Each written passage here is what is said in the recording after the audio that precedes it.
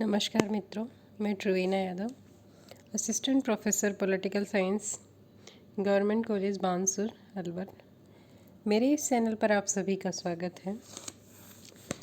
आज के इस लेक्चर में मैं बीए पार्ट फर्स्ट के पेपर सेकंड यानी प्रतिनिधि भारतीय राजनीतिक विचारक पर चर्चा करूंगी, जिसमें हम मनु का अध्ययन कर रहे थे।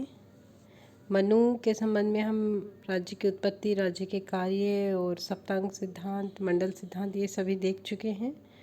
आज के लेक्चर में हम मनु के सामाजिक व्यवस्था संबंधी सिद्धांतों को देखेंगे। चलिए देखते हैं। यद्यपि मनुस्मृति में राजनीतिक दर्शन का प्रतिपादन किया गया है, किंतु राजनीतिक दर्शन की तुलना में मनुस्मृति ने सामाजिक व्यवस्था संबंधी विचारों के लिए अधिक ख्याति प्राप्त की। यानी सामाजिक व्यवस्था संबंधी जो विचार है वो अधिक विस्तार से मनुस्मृति में दिए गए हैं। मनुस्मृति में सामाजिक संगठन के सिद्धांतों, विभिन्न वर्णों यानी जो 4 वर्ण बताए गए हैं उनके कर्तव्यों तथा सामाजिक व्यवस्था के संदर्भ में राज्य के दायित्व यानी राज्य के सामाजिक व्यवस्था के संदर्भ में क्या कार्य होंगे, क्या दायित्व होंगे आदि का विस्तार से विवेचना की गई है। मनुस्मृति के सामाजिक व्यवस्था के 2 प्रमुख अंग हैं। पहला वर्ण व्यवस्था और दूसरा आश्रम व्यवस्था। मनु ने वर्ण व्यवस्था और आश्रम व्यवस्था के आधार पर व्यक्ति के कर्तव्यों का विवेचन किया है और इस बात पर बल दिया है कि वर्ण व्यवस्था और आश्रम व्यवस्था के अनुसार जीवन व्यतीत करने पर ही हमें जीवन के जो चरम लक्ष्य हैं यानी कि धर्म, अर्थ, काम और मोक्ष की सिद्धि प्राप्त होती है। पहला हम देख लेते हैं वर्ण व्यवस्था संबंधी विचार। मनुस्मृति में धर्म और कर्म के आधार पर समाज को 4 वर्गों में बांटा गया और ये 4 वर्ग जिन्हें उसने वर्ण का नाम दिया है ये हैं ब्राह्मण, क्षत्रिय, वैश्य और शूद्र। ये 4 वर्ण धर्म और कर्म के आधार पर इनका विभाजन किया गया है। विभिन्न वर्णों के अलग अलग कर्तव्य बताए गए हैं चारों वर्णों के।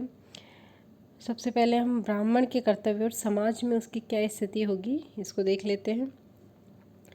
मनुस्मृति में की सामाजिक व्यवस्था में ब्राह्मण वर्ग को सर्वोच्च स्थिति प्रदान की गई है। ब्राह्मण यानी ब्रह्मा के मुख से उत्पन्न होने के कारण इन्हें सबसे अधिक ज्येष्ठ तथा वेदों को धारण करने वाला माना गया है। अर्थात ब्राह्मण को संपूर्ण सृष्टि का स्वामी माना गया है। मनुस्मृति में कहा भी गया है कि ब्राह्मण धर्म की रक्षा करने की अपनी क्षमता के कारण ही सर्वश्रेष्ठ है। यानी ब्राह्मण को सर्वोच्च स्थिति प्राप्त की गई है और उसे ब्रह्मा के मुख से उत्पन्न माना गया है। ब्राह्मणों को चूँकि सर्वोच्च स्थिति प्रदान की गई, इसीलिए उसके अनुरूप ही उनसे सम्मानित उसके अनुरूप ही उनसे व्यवहार करने की अपेक्षा की गई है।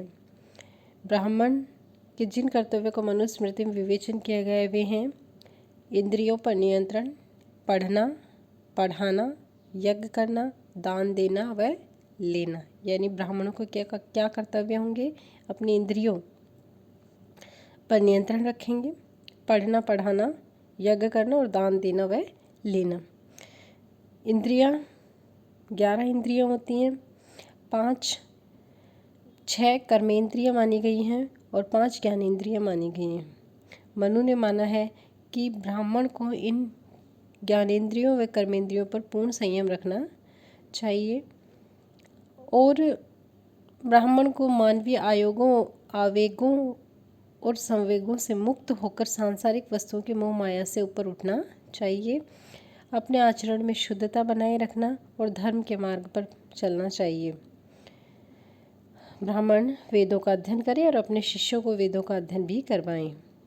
अगला है क्षत्रिय। क्षत्रिय के प्रमुख कर्तव्य हैं प्रजा की रक्षा करना, दान देना, यज्ञ करना, अध्ययन करना और विषयों में आसक्ति नहीं रखना। उसमें सबसे जो महत्वपूर्ण दायित्व है प्रजा की रक्षा करना है। प्रजा रक्षण के अंतर्गत वेद पाठी ब्राह्मणों की रक्षा क्षत्रियों का सर्वोच्च धर्म माना गया है। यानी कि प्रजा रक्षण में भी सर्वोच्च रक्षा का दायित्व किसका माना गया है? ब्राह्मणों का। और क्षत्रियों का यह भी कर्तव्य है कि वे व्यक्तियों को स्वधर्म का पालन करने के लिए उद्यत करें तथा अपराध प्रवृत्ति के जो लोग हैं उनको अपराध वृत्ति का त्याग करने के लिए उद्यत या बाध्य करें। अगला है वैश्य। राज्य की आर्थिक व्यवस्था के संचालन और आर्थिक विकास का जो कार्य है वो वैश्य को दिया गया है। मनु व्यवस्था में वैश्यों का प्रमुख कर्तव्य है पशुओं की रक्षा करना, दान देना, यज्ञ करना, अध्ययन करना, व्यापार करना, ब्याज लेना, कृषि कार्य करना आदि। इस प्रकार कृषि कार्य और व्यापार वैश्यों का सबसे महत्वपूर्ण यानी आर्थिक रूप से राज्य को सशक्त बनाना, उत्पादन कार्य करना, व्यापार करना, कृषि करना, ये वैश्यों का सबसे महत्वपूर्ण कर्तव्य होगा। अगला है शूद्र। शूद्रों के कर्तव्य। शूद्र वर्ण का जो दायित्व है वह है समाज के शेष तीनों वर्णों के व्यक्तियों की सेवा करना। मनु के अनुसार ब्रह्मा ने ब्राह्मणादि तीनों वर्णों का अनिंदक रहते हुए सेवा करने को शूद्र को प्रधान कर्म बताया है और शूद्र वर्ण के सदस्यों को अन्य वर्णों द्वारा की जाने वाली जो निंदा है या प्रशंसा है उस पर विचार किए बिना सदैव सेवा कार्य में प्रवृत्त रहना, यानी शूद्र का काम है अन्य तीनों वर्णों की सेवा करना। शूद्रों को मनुस्मृति में सामाजिक व्यवस्था में निम्नतम स्थान प्रदान किया गया है और कई बार इसी के लिए मनुस्मृति की आलोचना भी की जाती है। शूद्रों को वेदों के अध्ययन से वंचित रखा गया है। वेदों का अध्ययन वर्जित ही नहीं वरन वेदों के अगर वो अध्ययन करते हैं या उनका वो वेदों के मंत्र यदि उनके कानों में पड़ जाते हैं तो उसको गंभीर अपराध माना गया है। अगला है, देखिए इसमें थोड़ा सा मनुस्मृति के कई बार छोटे सवालों में पूछ लिया जाता है कि ये तो हमने चारों वर्ण देखे हैं, चारों वर्णों के कर्तव्य देखे हैं। मनुस्मृति में विशेष रूप से शूद्रों के प्रति और स्त्रियों के प्रति भेदभाव और अपमान का व्यवहार किया गया है सामाजिक व्यवस्था में। तो थोड़ा सा उनके बारे में हम डिटेल से देख लेते हैं, फिर हम आश्रम व्यवस्था देखेंगे। मनु की सामाजिक व्यवस्था में शूद्रों के प्रति घोर अपमानजनक और भेदभावपूर्ण दृष्टिकोण अपनाया गया है। शूद्रों को समाज के अन्य वर्णों के समान स्वतंत्र और समान नागरिक का स्तर प्रदान नहीं किया गया, उन्हें दास बनाकर रखने का समर्थन किया गया। मनु शूद्र को दास के रूप में वेतन देना भी अनिवार्य नहीं मानते कि उनको वेतन देने की आवश्यकता नहीं, ये तो उसकी स्वाभाविक नियति है, वो इस काम के लिए ही पैदा हुआ है, ये उसका कर्तव्य है, दायित्व मानता है वो। उसका मनु का कहना है, एक महत्वपूर्ण कथन ये है कि यदि स्वामी मुक्त भी कर दे तो भी शूद्र दासत्व से मुक्त नहीं हो सकता, क्योंकि यह दासत्व उसका क्या है, स्वाभाविक कर्म है। अब यहाँ मनु के जो शूद्रों के प्रति जो व्यवहार है उसको हम अरस्तु के जो दासता संबंधी विचार है उनसे कोरिलेट कर सकते हैं, क्योंकि अरस्तु ने भी दासता संबंधी विचारों में यही लगभग ऐसा ही कहा है, सेम से ही है। अरस्तु ने भी दासों के साथ ऐसा ही व्यवहार किया है। दासत्व को प्राप्त करते हुए शूद्र को मनु ने संपत्ति का अधिकार भी प्रदान नहीं किया गया है। मनु ने शूद्र को बंधुआ श्रमिक की स्थिति प्रदान की है। उन्होंने किसी ब्राह्मण, क्षत्रिय या वैश्य को दास बनाए जाने का निषेध किया है। मनु और अरस्तु दोनों ही जातीय पक्षपात के पूर्ण समर्थक हैं। अरस्तु कहते हैं कि यूनानी कभी दास नहीं हो सकते। इस विचार को व्यक्त कर अरस्तु ने भी क्या किया, पक्षपात का परिचय दिया है। मनु ने सामाजिक व्यवस्था में केवल शूद्रों के प्रति भेदभाव नहीं किया, वरन उसने दंड, न्याय और न्यायिक प्रक्रिया आदि अन्य सभी प्रसंगों में शूद्रों के प्रति घोर असमानता और भेदभावपूर्ण व्यवहार का प्रतिपादन किया है। एक उसका कथन है कि यदि शूद्र के कान में गलती से वेद मंत्र पड़ भी जाए तो उसके कानों में पिघला हुआ शीशा डालकर उसे दंडित किया जाना चाहिए। ये घोर शूद्रों के प्रति अपमानजनक व्यवहार किया है मनु ने, जो ठीक नहीं है। मनुस्मृति हिंदुओं के सामाजिक जीवन का सर्वोच्च शास्त्र है। मनुस्मृति की धारणाओं को अपनाकर हिंदू समाज के तथाकथित उच्च वर्णों ने सदियों तक शूद्रों के प्रति घोर अन्यायपूर्ण और अमानवीय व्यवहार किया है। अगला हम देख लेते हैं स्त्रियों के प्रति मनु के विचार। स्त्रियों के प्रति भी मनु के विचार बड़ी विचित्र स्थिति लिए हुए हैं। मनु एक और तो कहते हैं कि यत्र नार्यस्तु पूजन्ते तत्र रमन्ते देवता, अर्थात जहाँ स्त्रियों की पूजा होती है वहाँ देवताओं का निवास होता है। मनु ने यह बात पारिवारिक जीवन और कुल के संदर्भ में कही। जिस कुल में स्त्रियों के सम्मान और हितों की उपेक्षा होती है उस कुल में समस्त कर्म उस कुल के समस्त कर्म निष्फल हो जाते हैं। मनु का मत है कि परिवार में स्त्रियों को मान सम्मान, धन व आभूषण आदि के माध्यम से प्रसन्न रखा जाना चाहिए, अन्यथा परिवार की जो सुखमय जीवन है वो नष्ट हो जाएगा। किंतु दूसरी ओर यदि हम देखें, मनु स्त्रियों को परिवार की सीमा से बाहर किसी भी कार्य को संपन्न करने के लिए निकलने की अनुमति नहीं देते, घर में बंद करते हैं।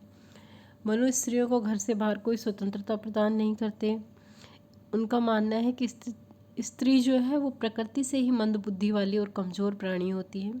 अतः मनुस्मृति में स्त्री को बाल्यकाल में पिता और युवावस्था में पति और वृद्धावस्था में पुत्र के नियंत्रण में रखा गया है और माना है कि वह किसी भी अवस्था में स्वतंत्रता के योग्य नहीं है। इस प्रकार स्त्रियों के संबंध में मनु की धारणा जो है प्लेटो से बिल्कुल विपरीत है। अरस्तु की धारणा के समीप मान सकते हैं हम। मनु के जीवन काल की परिस्थितियों में स्त्रियों के प्रसंग में उनकी विचारधारा कितनी प्रासंगिक और उपयोगी है यह कह पाना बहुत ही कठिन है। लेकिन मनु के दर्शन में जो स्त्रियों की स्थिति है पिंजरे में बंद प्राणी के समान, जो व्यवहारिक या सही नहीं है। अगले हम सामाजिक व्यवस्था में मनु के आश्रम व्यवस्था संबंधी विचारों का अध्ययन कर लेते हैं। मनु का लक्ष्य था कि व्यक्ति के जीवन में धर्म, अर्थ, काम और मोक्ष की प्राप्ति हो और समाज में इसी की सार्थकता के लिए उसने व्यक्ति के जीवन को 100 वर्ष का निर्धारित किया और 100 वर्ष के जीवन को उसने 4 आश्रमों में विभाजित किया: ब्रह्मचर्य आश्रम, गृहस्थाश्रम, वानप्रस्थ आश्रम और संन्यास आश्रम। प्रत्येक आश्रम की उसने आयु 25 वर्ष निर्धारित की है, यानी जन्म से 25 वर्ष तक ब्रह्मचर्य, 26 से 50 वर्ष तक गृहस्थाश्रम, 51 से लेकर 75 तक वानप्रस्थ आश्रम और आगे 75 से 100 तक संन्यास आश्रम में विभाजित किया गया और इन्हीं के अनुसार उसके कर्तव्य भी निर्धारित किए गए हैं। ब्रह्मचर्य में क्या काम करना है? ब्रह्मचर्य आश्रम में शिक्षा प्राप्ति व वेदों के अध्ययन का विधान करना है जो केवल पुरुषों के लिए है। उपनयन संस्कार यानी जनेऊ धारण करने के बाद बालक ब्रह्मचर्य आश्रम में प्रवेश करेगा, वेदाध्ययन करेगा, शिक्षा प्राप्ति करेगा और जिससे उसके चरित्र का निर्माण होगा। इस आश्रम में वह आलस्यहीनता व असत्य को दूर करेगा। अगला है गृहस्थाश्रम। गृहस्थाश्रम में गृहस्थ जो होगा वो उच्च कुल की जो कन्या है उससे शास्त्रों के अनुसार विवाह करेगा और गृहस्थ जीवन का पालन करेगा, जो आश्रम व्यवस्था का मूल आधार भी माना गया है। अगला है, और इसी आश्रम में उसे कहा गया है कि गृहस्थ जीवन के पालन के लिए वो खेती, व्यापार इत्यादि का कार्य भी वो करेगा। अगला है वानप्रस्थ आश्रम। वानप्रस्थ आश्रम में जीवन के सांसारिक लक्ष्यों की प्राप्ति के बाद मनु कहता है कि वानप्रस्थ आश्रम का शुरुआत होगी। वानप्रस्थ में स्वाध्याय हेतु समर्पण और विभिन्न विषयों पर चिंतन मनन का काल माना गया है। इसमें वानप्रस्थ यानी वन में प्रवेश करने वाले व्यक्ति को घर और संपत्ति का त्याग कर वन गमन करना चाहिए और उसे मान अपमान, शीत ताप, सुख दुख सभी के प्रति विरक्ति का भाव अपनाना चाहिए और क्या करना चाहिए? अध्ययन का कार्य करना चाहिए। अगला है संन्यास आश्रम, जीवन का अंतिम आश्रम माना गया है। संन्यास आश्रम में प्रवेश करने से पूर्व व्यक्ति को देव ऋण, ऋषि ऋण, पितृ ऋण इन सब से मुक्त होना चाहिए, यानी इनको चुका देना चाहिए। विवेक विधि में विधि पूर्वक अध्ययन पुत्र प्राप्ति के बाद ही संन्यास आश्रम के माध्यम से मोक्ष की प्राप्ति संभव है, ये माना गया है। इसमें इंद्रिय नियंत्रण, वेदों के अनुकूल आचरण, कठोर तपस्या का कार्य करना है ताकि मोक्ष की प्राप्ति संभव है। उसके सांसारिक सुखों से बहुत ही ऊपर उठना है, उनका मोह बिल्कुल त्याग देना है। तो इस तरीके से ये चारों आश्रम बताए गए हैं, इन्हें चारों के कर्तव्य बताए गए हैं। मनु का मत है कि यदि मनुष्य आश्रम व्यवस्था के अनुसार जीवन व्यतीत करें और प्रत्येक आश्रम के जो कर्तव्य निर्धारित है उनका पालन करे तो निश्चित रूप से वह 100 वर्ष की आयु प्राप्त करेगा, दीर्घ आयु प्राप्त करेगा और मोक्ष की प्राप्ति भी उसे होगी। ये थे मनु के सामाजिक व्यवस्था संबंधी विचार, यानी उसके वर्ण व्यवस्था और आश्रम व्यवस्था। वर्ण व्यवस्था में हम स्त्रियों और शूद्रों के प्रति जो उनका विचार है उनको हमने थोड़ा सा डिटेल में देखा। आशा करती हूँ आपको समझ आया होगा। धन्यवाद।